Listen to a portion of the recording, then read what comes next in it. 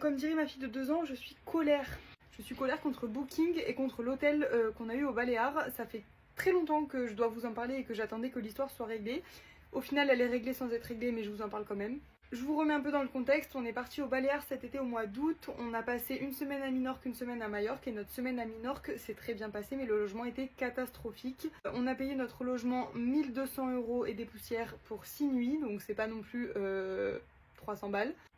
Pour 1 200 €, je m'attendais à quand même un logement assez correct, sachant que quand on est rentré dans le logement, à partir de la seconde où on est rentré dans le logement, je me suis dit ça va être un logement de merde. Déjà, il n'était pas vraiment comme sur les photos, mais ça, j'ai envie de dire, c'est assez fréquent.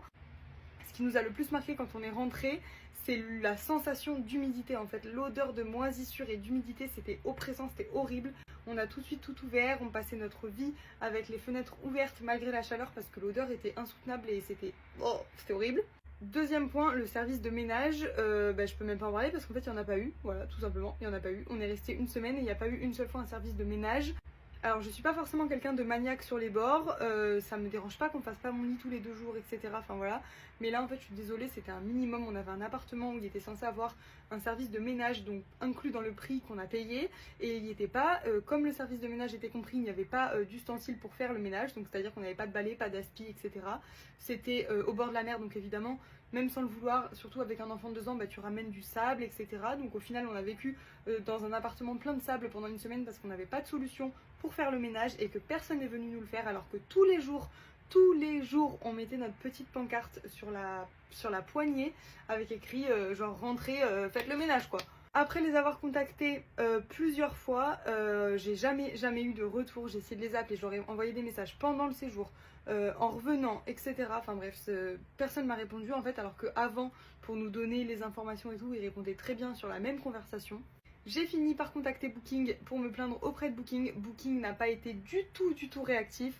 Et pourtant, je suis une grande fan de Booking. Je pense comme beaucoup d'entre nous, je réserve tous mes hôtels de voyage, mes Airbnb, enfin du coup pas Airbnb, mais mes apparts sur Booking. Enfin moi, je fais tout via Booking, que ce soit appart, hôtel, etc.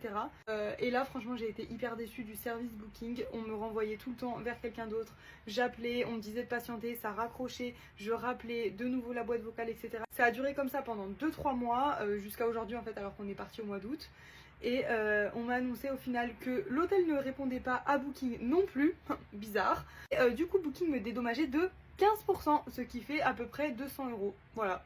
J'allais oublier le plus important dans l'histoire, le fait d'être allée dans cet appartement humide au possible pendant une semaine. Ça a redéclenché l'asthme du nourrisson de ma fille, qui a dû avoir un traitement pour l'asthme plus poussé à notre retour de vacances, parce qu'elle a recommencé à tousser dès là-bas en fait, et elle n'était pas malade, c'était son asthme qui était revenu faire surface, et je suis sûre à 300% que c'est dû au taux d'humidité qu'il y avait dans cet appartement pendant une semaine. Donc je pète un câble en fait, je pète un câble parce qu'en fait on est parti il y a 3 mois et aujourd'hui ma fille a un traitement pour l'asthme plus important à cause de cet appartement qui refuse de nous indemniser. J'ai pas envie pour 1000 balles de me lancer dans une procédure, donc voilà, je fais cette vidéo TikTok. N'allez pas dans cette compagnie d'hôtel parce que c'est une chaîne et ils sont exécrables. Et j'espère, franchement je vais les taguer et tout, j'espère qu'ils verront cette vidéo, et peut-être qu'ils prendront conscience du problème, peut-être.